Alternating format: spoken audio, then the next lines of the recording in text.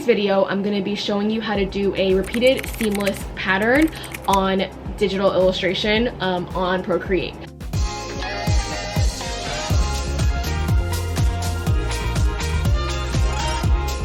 Hello and welcome to this video. I'm Christine, the creator of Created by Christine. I design and sell stickers and stationery for my online stationery boutique. I also share a lot of tips and tricks behind the scenes, DIY. If you love anything positivity or creativity, I think you found the right place. Procreate is like a design app on my iPad. I use an iPad Pro 11, and of course I also use an Apple Pencil. That's where I design all of my stuff, my Instagram graphics, my sticker designs, greeting cards, all my products, a lot of like social media things. You'll see that if it looks like hand-drawn or handwritten, it was probably from Procreate. One thing that I really appreciate and use often about Procreate is the repeated seamless pattern. With this pattern, you can create and get it printed onto like fabrics and like, I mean, a dream would be like, what's it called, wrapping paper, like things that require like a pattern across a long measurement. That is where a seamless pattern would be perfect, because as the name goes, seamless means it's going to be continuous throughout, so you're not going to get the choppy illustration. You're not going to be missing like an eye on a smiley face or something. So I've been using Procreate for a long time, but of course we all start from somewhere and learn from somewhere. I have to give a lot of gratitude and shout out to Teela Tuesday. I learned a lot from her channel and her platform when I first started a couple years ago, when I knew nothing about Procreate. If you're interested in more Procreate stuff, if you're interested in Procreate, you can definitely check her out. Let's get started. Alright, so I opened up Procreate on my iPad and I'm creating a new canvas to show you the dimensions. I'm putting in 3000 by 3000 pixels. That definitely calls for a high resolution image, and to note, the more pixels you have, the less layers that you have to work with, but that's just something to keep in mind. For this seamless pattern, I'm using graphics that I've already drawn in the past, and I just pulled them into this new canvas. Illustration isn't really the point of this video, so I'm just focusing more on the seamless pattern and getting to that. But nonetheless, I still want to show you how I put it together, how I arranged it, and how I thought of the placement and why it's important. Starting with the blank canvas, I pulled in images and graphics from previous Procreate files that I've done in the past, and right now I'm just randomly putting them, but there is a couple rules. First, well, for my major illustrations, like the snowman, the gingerbread, the Christmas tree, these are kind of evenly spread out throughout this square shape, and then the snowflakes are my secondary mini objects, I guess you could say, and for that I'm putting it kind of like sprinkling it in between all the major ones. I'm also choosing my background color, which is like a light blue. This is my base, my foundation, and basically the original artwork, we're gonna call it. So I'm renaming it on my layers to original so that it can clearly be defined as the original.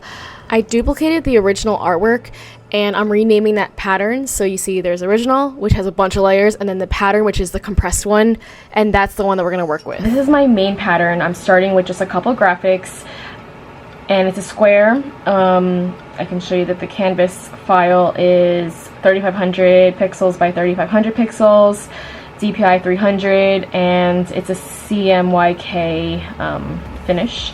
That's good for like printing purposes. But anyway, so you can see that none of my graphics on this square touch the edge. That's very important, because if it does, then you're gonna get like chopped snowman, chopped cookie, and stuff like that. So you do not want anything on the edge, and I'm good. Now we're gonna be creating 4 quadrants, which is important for the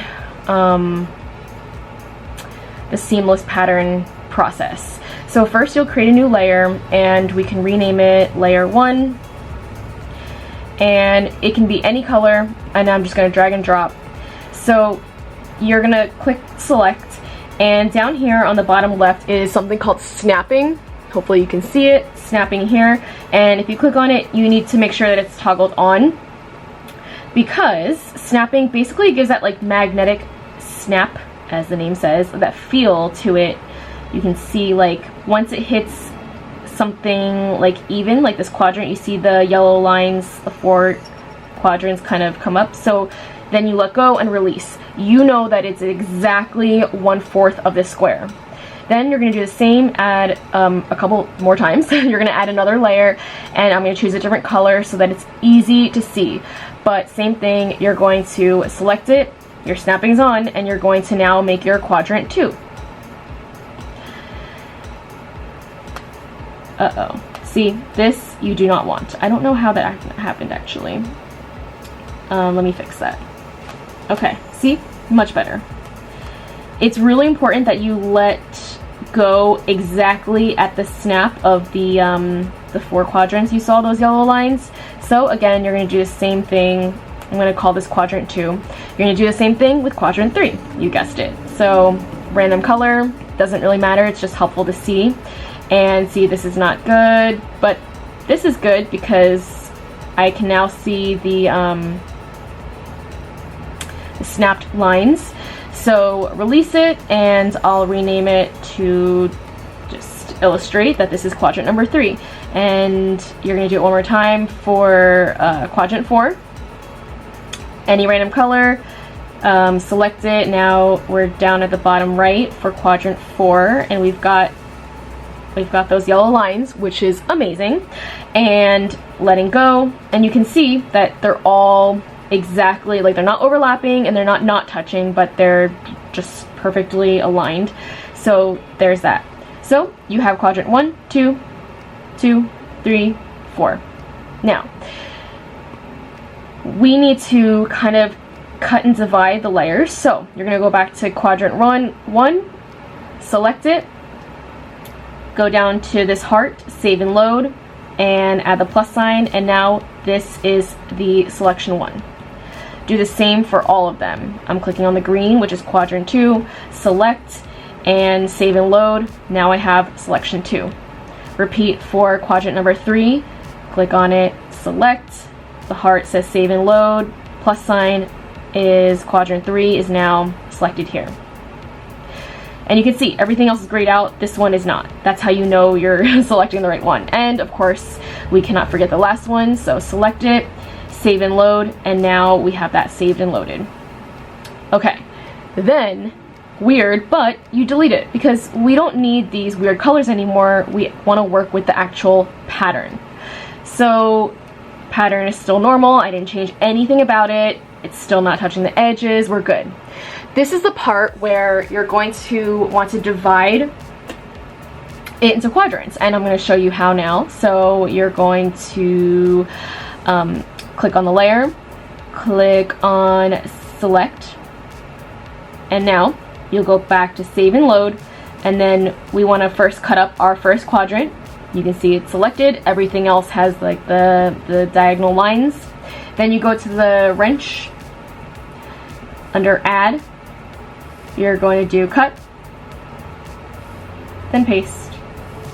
So now, you can see here, it's kind of cut out from the pattern. Repeat, so click on the pattern layer, then you'll select, and then go to save and load, but now we're working with the quadrant 2, so you're going to go to selection 2. You can see that it's selected, click on the wrench, cut, and paste. Same thing. Repeat for, go back to the pattern that we're working with, and we want to click on select, again save and load, and since we're working with quadrant 3, we're clicking on selection 3. Now go back to the wrench, cut, and paste. And at this point, you now have 4 cut up patterns. I'm sorry, I should have renamed it so that you could see it, but we're going to, if we're trying to keep with the pattern, okay, so this is quadrant, oh, I'm going to turn off the original, by the way, forgot to do that too. So quadrant 1, quadrant 2, quadrant 3, quadrant 4. 1, 2, 3, 4. It's important to number it for just explaining purposes because we're about to do a shuffle that is really interesting. So you're going to select 1. Okay, so now we're ready to shuffle it up. 1 and 3 are selected. as you see they're highlighted. You're going to select 1 and 3 and move it over, being intentional about seeing where it's snapped. Perfect. Perfect. Then you'll take 2 and 4, select those 2. They're currently underneath. Select it, and now you're gonna bring it this way. So, see, this is not good, this is not good, this is not good. It needs to be perfectly aligned with the quadrants. And if you use a snapping tool, this is where you can really see it. You'll see that yellow line basically acknowledging that it is appropriate. So now we have this, which is good. Okay, so we just did 1 and 3, and then 2 and 4. Now we're gonna do 1 and 2, which is up here. We're gonna bring it down. Use the snapping tool to help you. I see it. Let go. And the last one is select 3 and 4, and we're going to, yep, you guessed it, bring it up. Like so. Release, because I saw it was all snapped and perfectly aligned, 90 degrees and all that. And now you've got your repeating pattern. So this is the part where, like, if, you know, something looked a little bit not quite complete and not totally satisfied, like maybe there's some, oh, and wait, before I do that, I'm gonna show you, I'm just gonna group them all. And I just like to keep a lot of the process, so I'm gonna turn off the one I just grouped, and I'm gonna compress or flatten this one. So this is our, we'll rename it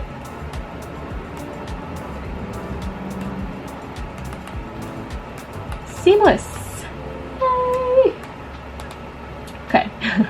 So this is the one where it's seamless pattern, but I want to add more things to it because I'm just not totally sure if the blank spaces are gonna look good. So when in doubt, I always add either like the sparkles, the stars, the dots, and I always create a new layer because I feel like that's just probably better.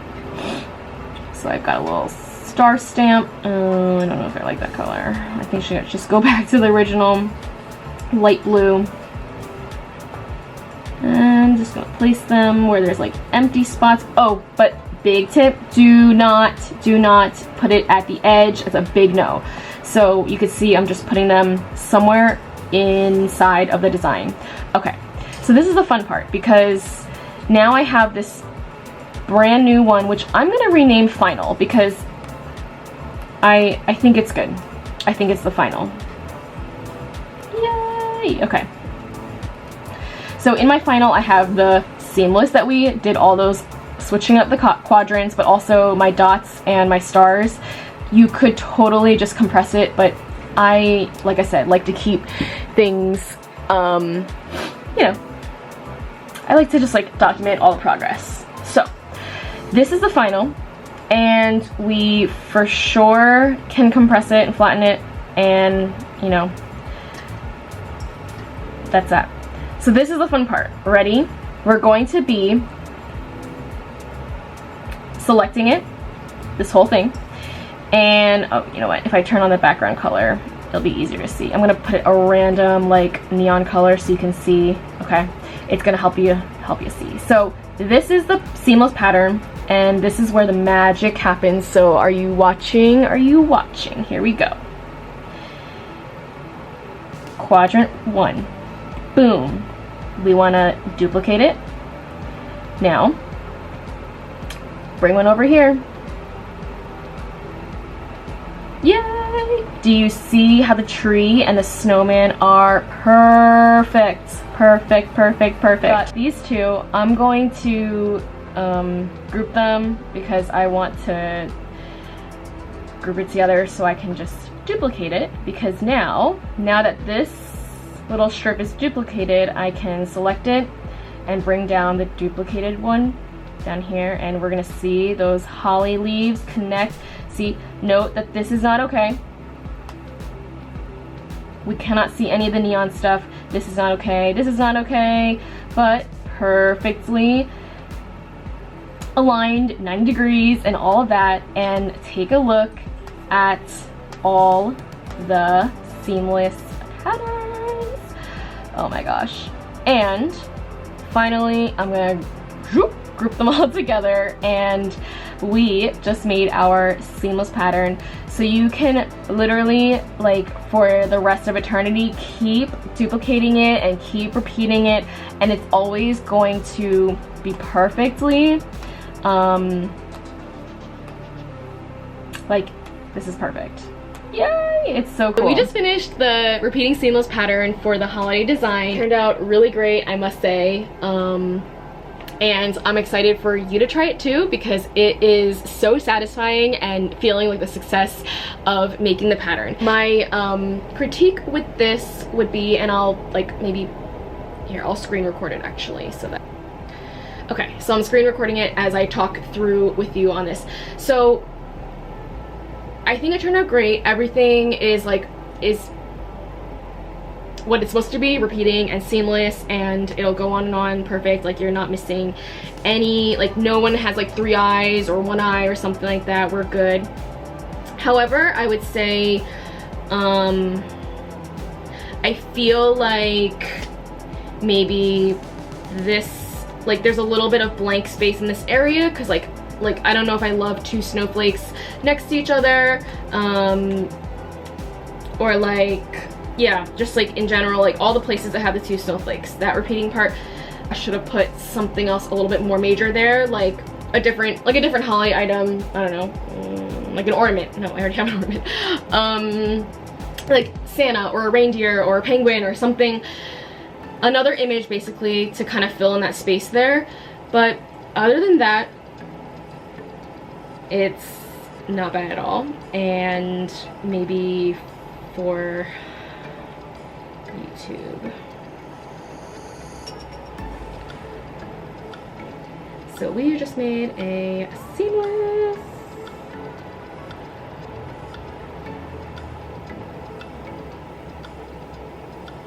holiday pattern.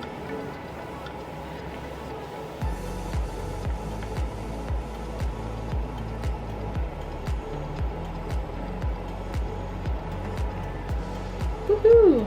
So we've got our seamless holiday pattern. You can really run away with it and create so much and do so much. So I hope this was helpful. Thank you for watching, and I'll see you in the next one. Bye!